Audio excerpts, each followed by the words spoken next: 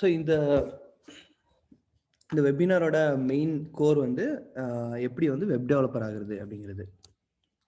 So web development அப்படின்றத எடுத்துக்கிட்டோம் அப்படின்னா அதில் 2 பார்ட் இருக்குது. ஸோ இது நிறைய பேருக்கு தெரியும், ஃப்ரண்ட் எண்ட் பேக் எண்ட் அப்படிங்கிறது. ஸோ ஃப்ரண்ட் எண்ட்னா என்ன? ஸோ ஃப்ரண்ட் எண்ட் அப்படிங்கிறது நீங்கள் விஷுவலாக பார்க்குற எல்லாமே வந்து ஃப்ரண்ட் எண்ட். ஓகேங்களா? இப்போ ஒரு ப்ரௌசர் ஓப்பன் பண்ணுறீங்க, அதில் வந்து ஏதோ ஒரு போஸ்ட் பண்ணுறீங்க, ஃபேஸ்புக் இருக்குது, அதில் போய் ஒரு போஸ்ட் பண்ணுறீங்க அப்படின்னா அதில் ஒரு இன்புட் பாக்ஸ் இருக்கும். ஸோ அதில் போயிட்டு நீங்கள் டைப் பண்ணுறீங்க, அதுக்கப்புறம் ஒரு பட்டன் கிளிக் பண்ணுறீங்க. ஸோ இந்த மாதிரி நீங்கள் பார்க்குற விஷுவலாக பார்க்குற எல்லா விஷயமும் வந்து ஒரு ஃப்ரண்ட் எண்ட் டெவலப்பர் தான் க்ரியேட் பண்ணியிருப்பார். ஓகேங்களா? ஸோ எதை வச்சு க்ரியேட் பண்ணியிருப்பார் அப்படின்னா HTML, CSS, JavaScript இது மாதிரி நிறைய யூஸ் பண்ணியிருப்பார். ஸோ இது வந்து ஃப்ரண்ட் எண்ட். பேக் எண்ட் அப்படிங்கிறது லாஜிக்கல் பார்ட். இப்போது நீங்கள் வந்து ஃபேஸ்புக்கில் ஒரு போஸ்ட் போட்டிங்க, அது வந்து இன்னொரு ப்ரௌசரில் ஓப்பன் பண்ணுறீங்க, வேற ஒரு ஃபோன்லேயோ இல்லை இன்னொரு கம்ப்யூட்டர்லேயோ ஓப்பன் பண்ணுறீங்க. நீங்கள் பண்ண போஸ்ட் வந்து அகெயின் உங்கள் ஃபேஸ்புக் வாலில் காட்டும். ஸோ அப்போது அந்த டேட்டா வந்து ஒரு இடத்துல ஸ்டோர் ஆகிருக்கு இல்லையா? ஸோ அந்த டேட்டாவை ஹேண்டில் பண்ணுறது தான் பேக் எண்ட் டெவலப்பர்ஸோட வேலை. நம்ம பண்ணுற போஸ்ட்டை அதை எப்படி எங்கே ஸ்டோர் பண்ணி வைக்கணும், டேட்டா பேஸில் எப்படி ஸ்டோர் பண்ணுறது, அங்கேருந்து எப்படி ரிட்ரைவ் பண்ணுறது. ஸோ இவருக்கு இந்த போஸ்ட் மட்டும் தான் காமிக்கணும், ஸோ ரேண்டமாக எந்த போஸ்ட் வேணால் காமிக்கக்கூடாது அப்படின்ற மாதிரி லாஜிக்கல் டிசிஷன் எல்லாமே வந்து இந்த பேக் எண்ட் டெவலப்பர்ஸ் தான் எடுப்பாங்க. ஸோ யூஸ்வலாக நம்ம வந்து இதை பார்க்க முடியாது அப்படின்னா டெவலப்பர்ஸ் பார்ப்பாங்க.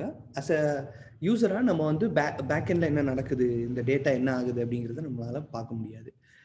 ஸோ லாஜிக்கல் திங்கிங் வந்து இதுக்கு கொஞ்சம் அதிகமாக தேவை. ஏன் அப்படின்னா ஒரு லாஜிக்கல் மிஸ்டேக் பண்ணிட்டோம் அப்படின்னு வைங்க, உங்களோட பாஸ்வேர்டு வந்து தெரிகிற மாதிரி பண்ணிட்டோம், பப்ளிக்காக அவைலபிளாக இருக்கிற மாதிரி ஒரு சின்ன லாஜிக் மிஸ்டேக் பண்ணிட்டோம் அப்படின்னா அது வந்து ஒரு யூஸரோட டேட்டா வந்து லீக் பண்ணுற மாதிரி. ஸோ அதனால் வந்து லாஜிக்கல் திங்கிங் வந்து நிறைய எக்ஸ்பெக்ட் பண்ணுவாங்க பேக் எண்ட் டெவலப்பர் அப்படின்னா.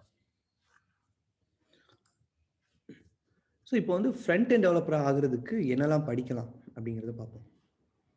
ஓகேங்களா? ஸோ நான் பேசுகிறது கேட்குதா?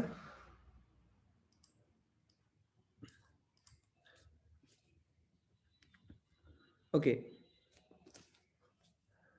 ஸோ ஃப்ரண்ட் எண்ட் டெவலப்பர் ஆகணும் அப்படின்னா இங்கே கொடுத்துருக்குற இந்த லிஸ்ட் ஆஃப் ஐட்டம்ஸ் எல்லாம் நீங்கள் ப்ரிப்பேர் பண்ணணுங்க.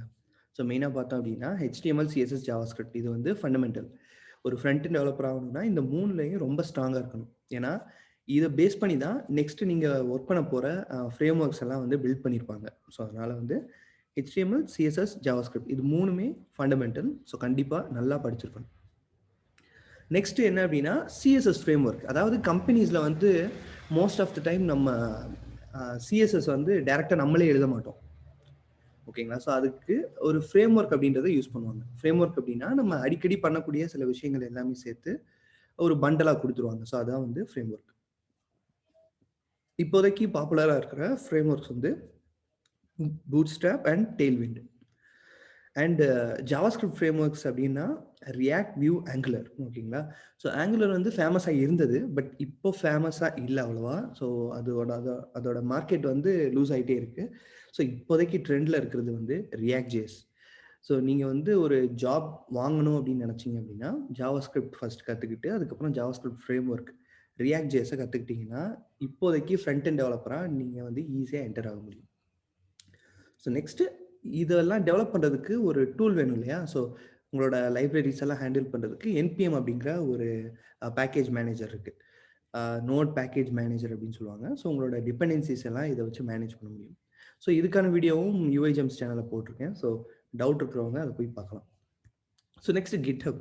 ஸோ நம்ம எழுதின கோட் எல்லாம் வந்து நிறைய பேர் டெவலப்பர்ஸ் ஒன்றா ஒர்க் பண்ணும்போது நம்ம கோடை வந்து மேனேஜ் பண்ணுறதுக்கு கஷ்டமாக இருக்கும். ஸோ அதை சால்வ் பண்ணுறதுக்கு GitHub அப்படிங்கிற இந்த டூல் யூஸ் பண்ணுவோம்.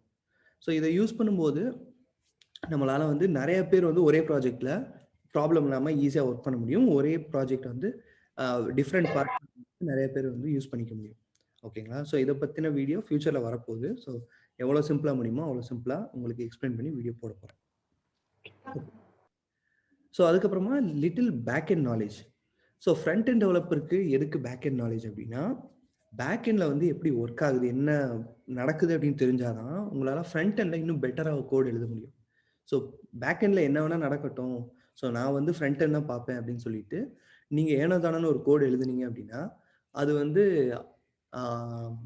ப்ராப்ளம் போய் முடியறதுக்கு சான்ஸ் இருக்குது. ஓகேங்களா? ஸோ முன்னாடியே சொன்ன மாதிரி கரண்ட் ட்ரெண்டில் வந்து ரியாக்ட் ஜேஸ் இருக்குது. ஸோ யூஐ ஜெம்ஸ் சேனலில் போய் பார்த்தீங்க அப்படின்னா இப்போது ரியாக்ட் ஜேஸ் ஈஸியாக ஸ்டார்ட் பண்ணுறதுக்கு அப்படின்னு ஒரு தனி சீரீஸ் இருக்குது, வீடியோ சீரீஸ். ஸோ போய் செக் பண்ணி பாருங்கள். So next back end developer ஆகுறது.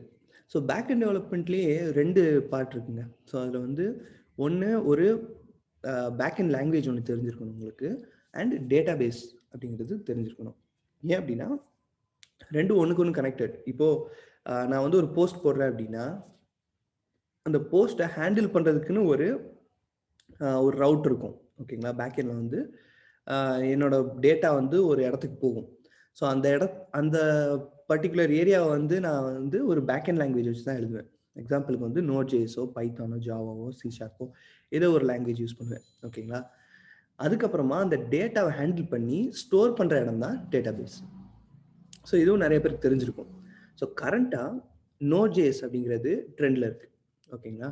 ஸோ Node.js கற்றுக்கிட்டீங்க அப்படின்னா நிறைய ஸ்டார்ட் அப் கம்பெனிஸ், சின்ன சின்ன கம்பெனிஸ் எல்லாருமே வந்து Node.js யூஸ் பண்ணுறாங்க. ஸோ ஈஸியாக அவங்களால வந்து என்டர் ஆக முடியும். அண்ட் அது மட்டும் இல்லாமல் நீங்களே ஒரு அப்ளிகேஷன் டெவலப் பண்ணணும் அப்படின்னாலும் Node.js வச்சு கிரியேட் பண்ணுறது ரொம்ப ஈஸியாக இருக்கும். ஸோ Node.jsலேருந்து ஸ்டார்ட் பண்ணுங்கள் பேக் அண்ட் கற்றுக்கணும் அப்படின்னு நினைக்கிறவங்க. இல்லை உங்களுக்கு பைத்தான் தெரியும் அப்படின்னா பைத்தான் யூஸ் பண்ணி Django அண்ட் இன்னொரு ஃப்ளாஸ்க் அப்படின்னு ஒரு ஃப்ரேம் ஒர்க் இருக்குது. ஸோ பிகினராக இருந்தீங்க அப்படின்னா ஃப்ளாஸ்க் ட்ரை பண்ணுங்கள். அது ரொம்ப சிம்பிளாக இருக்கும், கற்றுக்கிறதுக்கு ரொம்ப ஈஸியாக இருக்கும். சரி, ஓகே, சொல்ல மறந்துட்டேன். இந்த லிஸ்ட்டில் பேக் அண்ட் லாங்குவேஜஸில் வந்து ப்ராக்கெட்டில் ஒரு வேர்டு கொடுத்துருக்கேன் இல்லையா? ஸோ இது வந்து இதோட ஃப்ரேம் ஒர்க்ஸ். ஸோ Node.js அப்படிங்கிறது ஜாவாஸ்கிரிப்ட் வச்சு ரன் பண்ணக்கூடிய ஒரு ஜாவாஸ்கிரிப்ட் ரன் டைம். அது Node.js அப்படிங்கிறது. Express.js அப்படிங்கிறது Node.jsல இருக்கிற ஒரு ஃப்ரேம் ஒர்க். ஓகேங்களா? ஸோ இதை யூஸ் பண்ணி நம்மளால ஈஸியாக வெப் அப்ளிகேஷன்ஸ் எல்லாம் கிரியேட் பண்ண முடியும். அதே மாதிரி பைத்தான் அப்படிங்கிறது ஒரு லாங்குவேஜ். பைத்தான் ரன் டைம் அப்படிங்கிறது பைத்தான் கோடை வந்து ரன் பண்ணும். Django அப்படிங்கிறது ஒரு ஃப்ரேம் ஒர்க். ஸோ பைத்தானில் இருக்கிற Django ஃப்ரேம் ஒர்க். ஓகேங்களா? ஸோ இதை யூஸ் பண்ணி தான் பெரிய பெரிய கம்பெனிஸ்லாம் அப்ளிகேஷன் டெவலப் பண்ணுவாங்க. ஸோ ஜாவாக்கு பார்த்தீங்கன்னா ஸ்ப்ரிங் அப்படிங்கிற ஒரு ஃப்ரேம் ஒர்க் யூஸ் பண்ணுவாங்க. ஸோ இது வந்து நிறைய கம்பெனிஸில் யூஸ் பண்ணுவாங்க. C# அப்படிங்கிறது லாங்குவேஜ் அண்ட் இதோட ஃப்ரேம் ஒர்க் வந்து Blazor. ஸோ இதுவும் வந்து கம்பெனிஸில் யூஸ் பண்ணுவாங்க. ஸோ இந்த ஃப்ரேம் ஒர்க்ஸ் கற்றுக்கிட்டா உங்களால் கம்பெனிக்குள்ளே ஈஸியாக என்டர் ஆக முடியும். ஓகேங்களா? ஸோ நெக்ஸ்ட் வந்து MongoDB, MySQL, Microsoft SQL server இப்படிலாம் வந்து டேட்டா பேசஸ் இருக்குது. ஸோ இந்த MongoDB அப்படிங்கிறது Node.js கூட கம்பைன்ட், அதாவது ரெண்டுமே ஜாவாஸ்கிரிப்ட் பேஸ்ட். ஓகேங்களா? ஸோ Node.jsல வந்து நிறையா லைப்ரரி ஃபைல்ஸ் இருக்கும், ஈஸியாக வந்து MongoDB கனெக்ட் பண்ணுறதுக்கு. ஸோ அதனால Node.jsம் MongoDB எப்பயுமே கம்பைன் பண்ணுவாங்க. ஸோ Node.js கூட MySQLம் கனெக்ட் பண்ணலாம். பட் லைப்ரரிஸ் வந்து Node.jsல வந்து டேரெக்டாக அவைலபிளாக இருக்கும் MongoDB கனெக்ட் பண்ணுறதுக்கு. So it's easy to connect. அதே மாதிரி உங்களுக்கு ஜாவாஸ்கிரிப்ட் அப்படிங்கிற ஒரே ஒரு லாங்குவேஜ் தெரிஞ்சிருந்தால் போதும், உங்களால் வந்து ரியாக்ட் ஈஸியாக கற்றுக்க முடியும், Node.js கற்றுக்க முடியும், MongoDB கற்றுக்க முடியும். ஸோ இது எல்லாமே வந்து ஜாவாஸ்கிரிப்ட் பேஸ்ட். ஸோ நீங்கள் ஜாவாஸ்கிரிப்ட் கான்செப்ட்ஸ் எல்லாம் நல்லா தெரிஞ்சு வச்சுக்கணும். அதே மாதிரி பைத்தான் அண்ட் ஜாவா கூட வந்து MySQL அதிகமாக யூஸ் பண்ணுவாங்க. அண்ட் வந்து C# கூட மைக்ரோசாஃப்ட் SQL சர்வர் வந்து யூஸ் பண்ணுவாங்க. ஏன்னா வந்து C#ம் SQL சர்வரும் வந்து ரெண்டுமே மைக்ரோசாஃப்டோட ப்ராடக்ட். ஸோ ரெண்டுலேயுமே வந்து ஈஸியாக கனெக்ட் ஆகிற மாதிரி நிறைய லைப்ரரிஸ் இருக்கும். ஸோ அதனால் வந்து இந்த ரெண்டையும் சேர்த்து கற்றுக்கலாம்.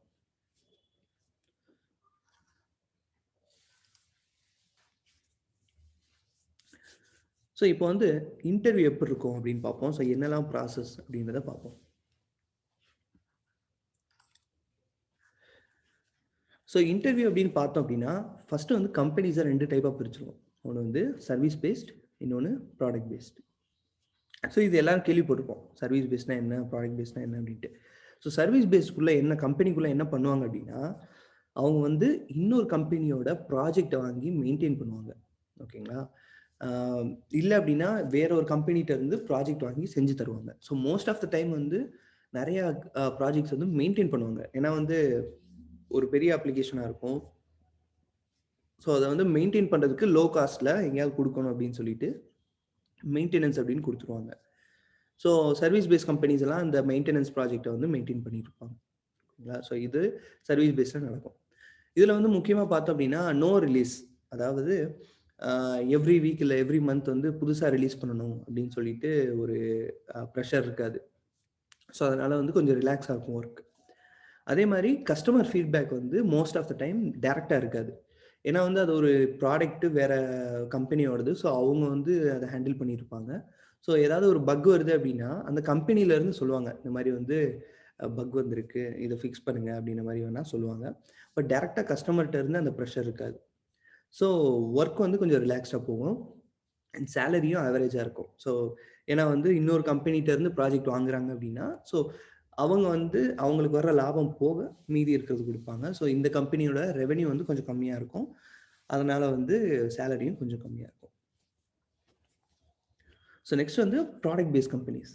ஸோ ப்ராடக்ட் பேஸ்ட் அப்படின்னா அவங்க அவங்களோட ப்ராடக்ட்டை க்ரியேட் பண்ணுவாங்க. எக்ஸாம்பிளுக்கு வந்து மைக்ரோசாஃப்ட் எடுத்துக்கலாம். மைக்ரோசாஃப்ட்டில் வந்து அவங்க ப்ராடக்ட் என்ன அப்படின்னு பார்த்தோன்னா, இது விண்டோஸ் ஓஎஸ் இருக்குது. ஸோ விண்டோஸ் ஓஎஸ் வந்து அவங்களே டெவலப் பண்ணுவாங்க, அவங்களே ரிலீஸ் பண்ணுவாங்க. ஸோ ரெவென்யூ எல்லாம் அவங்களுக்கே போகும். ஓகேங்களா? ஸோ இந்த மாதிரி ப்ராடக்ட் பேஸ்ட் கம்பெனிஸில் வந்து வீக்லி இல்லை மந்த்லி ரிலீஸ் இருக்கும். எக்ஸாம்பிள் வந்து இப்போது விண்டோஸ் 7லேருந்து விண்டோஸ் 10 அப்படின்னு வந்துச்சு. ஓகேங்களா? இப்போது விண்டோஸ் 10 வந்து நம்ம யூஸ் பண்ணுறோம். விண்டோஸ் 10ல் வந்து ஏதோ ஒரு பக் இருக்குது. திடீர்னு ப்ளூ ஸ்க்ரீன் வருது, இல்லைனா வந்து ஆன் பண்ண கொஞ்ச நேரத்துக்கு அப்புறம் பிளாக் ஸ்க்ரீன் ஆயிடுது அப்படின்னா, ஸோ நிறைய கஸ்டமர்ஸ் அதை டேரெக்டாக யூஸ் பண்ணிட்டு இருப்பாங்க, காசு கொடுத்து வாங்கியிருப்பாங்க. அப்போது ஏதோ ஒரு இஷ்யூ இருக்குது அப்படின்னா உடனே அந்த கம்பெனி மேலே வந்து டேரெக்டாக கஸ்டமர்ஸ் வந்து கம்ப்ளைண்ட் பண்ணுவாங்க. ஸோ அதை டெவலப் பண்ண டெவலப்பர்ஸ் மேலே வந்து ப்ரெஷர் ஜாஸ்தியாக இருக்கும். ஸோ அதனால் இந்த ப்ராடக்ட் பேஸ்ட் கம்பெனிஸ்லாம் வந்து குவாலிட்டி இன்ஜினியர்ஸ் தேடுவாங்க. ஏன்னா அவங்க க்ரியேட் பண்ணுற ஒரு ப்ராடக்ட் வந்து பக் இருக்கக்கூடாது, ஸோ க்ளீன் கோடாக இருக்கணும், இந்த மாதிரி கஸ்டமர் கிட்ட போன பின்னாடி ப்ராப்ளம் வரக்கூடாது அப்படின்ற மாதிரி ஸோ நிறையா மெஷர்ஸ் எடுப்பாங்க. ஸோ அதனால் வந்து ப்ராடக்ட் பேஸ்ட் கம்பெனியில் இன்டர்வியூ ப்ராசஸ் கொஞ்சம் டிஃப்ரெண்ட்டாக இருக்கும். ஓகேங்களா? ஸோ வந்து கோடிங் குவாலிட்டி நிறைய எதிர்பார்ப்பாங்க, லாஜிக்கல் திங்கிங் எல்லாம் கொஞ்சம் எதிர்பார்ப்பாங்க. அதே மாதிரி சேலரியும் ஹையாக இருக்கும். ஓகேங்களா? ஸோ இதான் வந்து சர்வீஸ் அண்ட் ப்ராடக்ட் பேஸ்ட் கம்பெனிஸ்க்கான டிஃப்ரென்ஸ். ஸோ அடுத்த செக்ஷன் போகிறதுக்கு முன்னாடி ஒரு சின்ன டிப்ஸ். ஸோ நீங்கள் வந்து இன்டர்வியூ அட்டன் பண்ண போகிறீங்க அப்படின்னா எப்போவுமே கம்பெனியோட பெர்ஸ்பெக்டிவ்லேருந்து யோசனை பண்ணுங்கள். கம்பெனியோட பெர்ஸ்பெக்டிவ் அப்படின்னா ஒரு இப்போது நான் தான் ஒரு கம்பெனி அப்படின்னு வைங்க. ஸோ நான் எப்படி ஹையர் பண்ணுவேன் அப்படின்ற மாதிரி திங்க் பண்ணி நீங்கள் அட்டன் பண்ணுங்கள். ஓகேங்களா? ஸோ இதுக்கு ஒரு சின்ன எக்ஸாம்பிள் கொடுத்துருக்கேன், crowded market and selling tomatoes. Okay, so இது என்ன அப்படின்னா, நான் வந்து டொமேட்டோ வாங்க போகிறேன், தக்காளி வாங்க போகிறேன். ஸோ ஒரு மார்க்கெட்டுக்கு போகிறேன், அதில் 10 பேர் இருக்காங்க முன்னாடி. ஸோ 10 பேருமே தக்காளி வச்சு நான் விற்கிறேன் அப்படின்னு சொல்கிறாங்க. ஓகேங்களா? ஸோ ஒவ்வொருத்தவங்ககிட்டயா நான் வந்து கேட்குறேன், 1 கேஜி தக்காளி எவ்வளோங்க அப்படின்னு கேட்குறேன். ஸோ திடீர்னு ஒருத்தவங்க வந்து கேஜி 5 ரூபாய்க்கு எடுத்துக்கோ அப்படின்னு சொல்கிறாங்க. ஒருத்தவங்க கேஜி 10 ரூபாய்க்கு எடுத்துக்கோ அப்படின்னு சொல்கிறாங்க. பட் 5 ரூபா விற்கிற தக்காளி வந்து குவாலிட்டி நல்லா இல்லை. 10 ரூபாய்க்கு விற்கிற தக்காளி வந்து குவாலிட்டி நல்லா இருக்கு. ஸோ இன்னொருத்தர் வந்து 8 ரூபாய்க்கு தரேன், ஏன் குவாலிட்டி நல்லா இருக்கு அப்படின்னு சொல்லிட்டு அவரோட தக்காளி காட்டுறாரு. அப்போது நான் என்ன பண்ணுவேன் அப்படின்னா, குவாலிட்டி எது நல்லா இருக்கு, ரேட் எது கம்மியாக இருக்கு அப்படின்ற மாதிரி பார்த்துவாங்க. அதே மாதிரி தான் கம்பெனிஸும். ஸோ யார் வந்து எந்த கேண்டிடேட் கிட்ட நல்ல ஸ்கில்ஸ் இருக்குது, அதே மாதிரி சேலரியும் கொஞ்சம் கம்மியாக வாங்குறாங்க, கம்மியாக வாங்கிக்கிறேன் அப்படின்னு சொல்கிறாங்களோ, ஸோ அவங்களுக்கு தான் ஃபஸ்ட் ப்ரையாரிட்டி. ஏன்னா கம்மியாக சேலரி கொடுத்தா தான் அவங்களுக்கு லாபம் ஜாஸ்தியாகும் கம்பெனிக்கு. ஸோ எப்போவுமே இந்த மாதிரி கம்பெனி சைட்லேருந்து திங்க் பண்ணுங்கள். ஸோ உங்களுக்கு வந்து இன்டர்வியூ அட்டன் பண்ணும்போது பெட்டராக இருக்கும். இன்னொன்று ஞாபகம் வச்சுக்கோங்க, கம்பெனிஸ் வந்து இன்டர்வியூ ப்ராசஸில் ஒவ்வொரு ரவுண்ட் வைக்கிறது உங்களை செலக்ட் பண்ணுறது கிடையாது, உங்களை ரிஜெக்ட் பண்ணுறதுக்கு. ஏன்னா ஒரு காலேஜுக்கு போனாங்க அப்படின்னா 1000 பேர் அட்டன் பண்ணுவாங்க இன்டர்வியூவை. ஆனால் அவங்களுக்கு தேவையான ரோல் 5 பேரோ இல்லை 2 பேரோ தான் ஹையர் பண்ணணும் அப்படிங்கிறது. ஓகேங்களா? ஸோ 2 பேர் 5 பேர் ஹையர் பண்ணுறதுக்கு 1000 பேர்லேருந்து அவங்க எப்படி ஃபில்டர் பண்ணுவாங்க? ஸோ அதனால தான் டிஃப்ரெண்ட் ரவுண்ட்ஸ் கண்டக்ட் பண்ணி ரிஜெக்ட் பண்ணுவாங்க. ஓகேங்களா? ஸோ இதையும் நல்லா ஞாபகம் வச்சுக்கோங்க, ரவுண்ட்ஸ் வந்து உங்களை செலக்ட் பண்ணுறது கிடையாது, ரிஜெக்ட் பண்ணுறதுக்கு.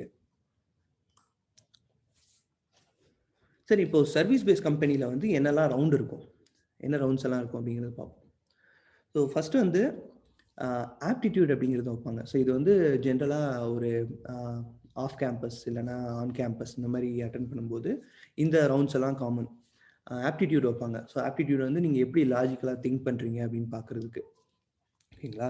ஸோ குரூப் டிஸ்கஷன் இருக்கும். குரூப் டிஸ்கஷனில் வந்து உங்களோட கம்யூனிகேஷன் செக் பண்ணுவாங்க. ஸோ நீங்கள் வந்து எப்படி இன்ட்ராக்ட் பண்ணுறீங்க, வேறு மற்றவங்களோட எப்படி பேசுகிறீங்க, அண்ட் இங்கிலீஷ் பேசுகிறீங்களா, இதெல்லாம் பார்ப்பாங்க. ஸோ வந்து உங்களோட இங்கிலீஷ் நாலேஜை வந்து க்ரோ பண்ணிக்கோங்க. ஒரு சில கம்பெனிஸ் வந்து கோடிங் ரவுண்ட் அப்படின்னு வைப்பாங்க. ஸோ எப்படி ப்ரோக்ராம் பண்ணுறீங்க, நல்ல கோட் அடிக்கிறீங்களா, ஸோ இந்த மாதிரி செக் பண்ணுவாங்க. அது வந்து ஆப்ஷனல். ஒரு சில கம்பெனியில் இருக்கும் இந்த ரவுண்டு, ஒரு சில கம்பெனியில் இருக்காது. ஏன்னா வந்து புதுசாக காலேஜ் முடிக்கிறவங்க கிட்ட வந்து கோடிங் அவ்வளோ எக்ஸ்பெக்ட் பண்ண முடியாது அப்படின்னு சொல்லிட்டு இந்த aptitude group discussion and technical discussion face பண்ணி ஹையர் பண்ணிவிட்டு அதுக்கப்புறம் ட்ரைனிங் கொடுப்பாங்க. ஓகேங்களா? அதுக்கப்புறமா டெக்னிக்கல் டிஸ்கஷன். ஸோ நீங்கள் என்ன ப்ராஜெக்ட்ஸ்லாம் பண்ணியிருக்கீங்க, என்ன ஒர்க்கு, உங்களோட ப்ராக்ரஸ் என்ன, படிக்கும்போது வந்து இன்ட்ரெஸ்ட் எடுத்து ஒர்க் பண்ணியிருக்கீங்களா ஏதாவது அப்படின்றதெல்லாம் செக் பண்ணுவாங்க. ஸோ இது வந்து ரொம்ப இம்பார்ட்டண்ட். நீங்கள் வந்து கண்டிப்பாக சைட் ப்ராஜெக்ட்ஸ் நிறையா பண்ணியிருக்கணும். ஸோ இது வந்து ப்ராடக்ட் பேஸ் கம்பெனிக்கும் ஹெல்ப் ஆகும், சர்வீஸ் பேஸ் கம்பெனிக்கும் ஹெல்ப் ஆகும். ஸோ நெக்ஸ்ட் வந்து ஹெச்ஆர் ரவுண்ட். ஹெச்ஆர் ரவுண்டில் வந்து நீங்கள் வந்து டிஸ்கஸ் பண்ணுவீங்க. இந்த மாதிரி வந்து சேலரி எவ்வளோ கொடுப்பீங்க, அதே மாதிரி அவங்க வந்து உங்களோட பிஹேவியர் செக் பண்ணுவாங்க. ஸோ பொலைட்டாக இருக்கீங்களா, எப்படி சிச்சுவேஷன் ஹேண்டில் பண்ணுறீங்க, இந்த மாதிரி வந்து நிறைய செக் பண்ணுவாங்க ஹெச்ஆர் ரவுண்டில். ஸோ நெக்ஸ்ட்டு ப்ராடக்ட் பேஸ்ட் கம்பெனிஸில் என்னென்னலாம் ரவுண்ட்ஸ் இருக்கும் அப்படின்னு பார்ப்போம். ஸோ ப்ராடக்ட் பேஸ்ட் வந்து நான் முன்னாடி சொன்ன மாதிரி குவாலிட்டி இன்ஜினியர்ஸ் வந்து அவங்க ஹையர் பண்ணுவாங்க. ஸோ குவாலிட்டி இன்ஜினியர் அப்படிங்கிறது அவங்க எப்படி டிசைட் பண்ணுறாங்க அப்படின்னா, பேசிக்ஸ் ஆஃப் ஃபண்டமெண்டல், அதாவது கம்ப்யூட்டர் சயின்ஸோட ஃபண்டமெண்டல்ஸில் வந்து நீங்கள் எப்படி இருக்கீங்க, நீங்கள் வந்து ப்ராப்பராக வந்து ஃபண்டமெண்டல்ஸ் எல்லாம் தெரிஞ்சிருக்கா, உங்களுக்கு படிச்சிருக்கீங்களா அப்படிங்கிறத செக் பண்ணுவாங்க. ஸோ மெயினாக பார்த்தோம் அப்படின்னா data structures and algorithm. So இது நிறைய பேர் விட்டுறோம். காலேஜ் படிக்கும்போது இது எதுக்கு அப்படின்ற மாதிரி நினச்சிக்கிட்டு டேட்டா ஸ்ட்ரக்சர் அல்காரிதம்ஸ் வந்து விட்டுறோம். பட் இதில் இருந்தால் உங்களுக்கு இன்டர்வியூவில் நிறைய கொஸ்டின்ஸ் வரும். ஸோ இதை பேஸ் பண்ணி நீங்கள் நிறைய ப்ராப்ளம் சால்வ் பண்ணணும். ஸோ அதுதான் வந்து 2வது ரவுண்டு. ப்ராப்ளம் சால்விங்ஸ் இருக்கும். உங்களுக்கு வந்து ப்ரோக்ராம்ஸ் கொடுப்பாங்க. ஸோ இந்த ப்ரோக்ராம்ஸ் எல்லாம் எங்கே போய் செக் பண்ணலாம் அப்படின்னா leetcode.com அப்படிங்கிற வெப்சைட் இருக்குது. ஸோ அதில் போனீங்க அப்படின்னா நிறைய ப்ராப்ளம்ஸ் வரும். அதை போய் நீங்கள் சால்வ் பண்ணி ப்ராக்டிஸ் பண்ண ஆரம்பிக்கணும். அது மட்டும் இல்லாமல் அவங்க run time complexity and space complexity இதெல்லாம் வந்து கால்குலேட் பண்ண சொல்லுவாங்க. ஸோ இதுவும் உங்களுக்கு தெரிஞ்சிருக்கணும். ஸோ இதெல்லாம் வந்து நம்ம கம்ப்யூட்டர் சயின்ஸ் படிக்கிறோம் அப்படின்னா நம்ம சப்ஜெக்ட்லேயே வந்திருக்கோம். ஸோ அதை வந்து நல்லா பார்த்து வச்சுக்கணும். ஸோ அகைன் ரீகால் பண்ணிவிட்டு எப்படி இந்த ப்ராசஸ் எல்லாம் பண்ணணும் அப்படிங்கிறதெல்லாம் தெரிஞ்சு வச்சுக்கோங்க. அதுக்கப்புறம் பார்த்தீங்கன்னா டெக்னிக்கல் டிஸ்கஷன் நடக்கும். டெக்னிக்கல் டிஸ்கஷன் வந்து என்னெல்லாம் ப்ராஜெக்ட் பண்ணியிருக்கீங்க, உங்களோட போர்ட்ஃபோலியோ காட்டுங்க அப்படின்னு சொல்லுவாங்க. ஸோ போர்ட்ஃபோலியோ அப்படின்னா நீங்கள் பண்ண எல்லா ப்ராஜெக்ட்ஸோட ஒரு பேஜ், ஒரு ரெஸ்யூம் மாதிரி. ஓகேங்களா? ஸோ உங்கள் ப்ராஜெக்ட்ஸ் எல்லாமே வந்து ஒரு பேஜில் வந்து லிஸ்ட் ஆகிருக்கும். ஸோ இதுக்கு வந்து நீங்கள் github.com கூட யூஸ் பண்ணிக்கலாம். உங்களோட கோட் பேஸ் வந்து அவங்க கூட ஷேர் பண்ணிங்க அப்படின்னா அதை பார்த்துட்டு அவங்க டிசைட் பண்ணுவாங்க. ஸோ இவன் வந்து டெக்னிக்கலாக நல்லா இருக்கானா, ப்ரோக்ராமிங் நல்லா பண்ணுறானா அப்படிங்கிறதெல்லாம் அவங்க தெரிஞ்சுப்பாங்க. ஸோ எக்ஸ்பீரியன்ஸாக இருந்தீங்க அப்படின்னா சிஸ்டம் டிசைன் ரவுண்ட் அப்படின்னு ஒன்று இருக்கும். அது வந்து மோஸ்ட்லி ஃப்ரெஷர்ஸ்க்கு வந்து அந்த ரவுண்ட் இருக்காது. ஸோ நீங்களே வந்து ஒரு சிஸ்டம் எப்படி டிசைன் பண்ணுறீங்க, இப்போது எக்ஸாம்பிளுக்கு வந்து ஒரு இன்ஸ்டாகிராம் மாதிரி நீங்கள் வந்து ஒரு ஒரு அப்ளிகேஷன் டிசைன் பண்ணணும்னா எப்படி உங்கள் அப்ளிகேஷன் ஸ்ட்ரக்சர் எப்படி இருக்கும், என்ன டெக்னாலஜிஸ் யூஸ் பண்ணுவீங்க, ஸோ இந்த மாதிரிலாம் வந்து சிஸ்டம் டிசைன் ரவுண்டில் கொஸ்டின்ஸ் கேட்பாங்க. ஸோ இது வந்து எக்ஸ்பீரியன்ஸுக்கு தான் மோஸ்ட்லி இருக்கும். ஸோ ஃப்ரெஷர்ஸ்க்கு வந்து இது ரேர். அதுக்கப்புறமா ஹெச்ஆர் ரவுண்டில் அதே தான். சேலரி எப்படி இருக்குது, எவ்வளோ தருவீங்க, அந்த மாதிரி நெகோஷியேட் பண்ணுவாங்க. அண்ட் உங்களோட பிஹேவியர் செக் பண்ணுவாங்க, எப்படி இன்ட்ராக்ட் பண்ணுறீங்க இதெல்லாம் பார்ப்பாங்க. ஸோ இவ்வளோதாங்க. இதான் ப்ராடக்ட் பேஸ் சர்வீஸ் பேஸ் கம்பெனிஸில் இருக்கிற ரவுண்ட்ஸ். ஸோ நம்ம பிபிடியோட எண்டுக்கு வந்துட்டோம். ஸோ டெலிகிராம் லிங்க் இருக்குது. ஸோ டெலிகிராம் வந்து யூஐ ஜெம்ஸ் அப்படிங்கிற ஒரு குரூப் இருக்குது. ஸோ அதெல்லாம் ஜாயின் பண்ணிக்கோங்க. ஸோ இந்த மாதிரி வெபினார் வருது அப்படின்னா அதில் வந்து போஸ்ட் பண்ணுவேன். அண்ட் உங்களுக்கு டவுட்ஸ் எதுவும் இருந்தால் அங்கே போஸ்ட் பண்ணுங்கள். ஸோ முடிஞ்ச அளவு நான் வந்து உங்களுக்கு கிளாரிஃபை பண்ணுறேன். அண்ட் என்னோட லிங்க்டின்ல வந்து நீங்கள் கனெக்ட் பண்ணிக்கோங்க. ஸோ லிங்க்டின் வந்து ஒரு ஜாப் போர்ட்டல் மாதிரிங்க. ஸோ உங்களுக்கு வந்து ஈஸியாக ஜாப் கிடைக்கும். அங்கே வந்து நீங்கள் பண்ணுற ஒவ்வொரு ப்ராஜெக்ட்ஸை வந்து போஸ்ட் பண்ணீங்க அப்படின்னா ஸோ நல்ல ரீச் இருக்கும். ஸோ நிறைய ஹெச்ஆர்ஸ் வந்து உங்களை காண்டாக்ட் பண்ணுவாங்க. ஸோ லிங்க்டின்ல என் கூட கனெக்ட் பண்ணிக்கோங்க. ஸோ நானும் ஷேர் பண்ணிகிட்டே இருப்பேன் ஏதாவது ஜாப் ஓப்பனிங்ஸ் இருந்தால். ஸோ உங்களுக்கு யூஸ் ஆகும். அதுக்கப்புறம் என்னோட சேனல் யூஐ ஜெம்ஸ் அப்படிங்கிறத செக் பண்ணி பாருங்கள். ஸோ அதில் பிளேலிஸ்ட்டில் போனீங்க அப்படின்னா உங்களுக்கு வந்து இந்த problem solving, react JS, HTML, CSS இதை பற்றி எல்லாம் வந்து செப்பரேட்டாக பிளேலிஸ்ட் போட்டுப்பேன். ஸோ உங்களுக்கு வந்து ஈஸியாக இருக்கும் ஃபாலோ அப் பண்ணுறதுக்கு. And thanks for joining. இப்போ வந்து உங்களுக்கு எதுவும் டவுட் இருந்தது அப்படின்னா கேளுங்க. ஸோ இப்போ கொஞ்சம் நேரம் டிஸ்கஸ் பண்ணலாம்.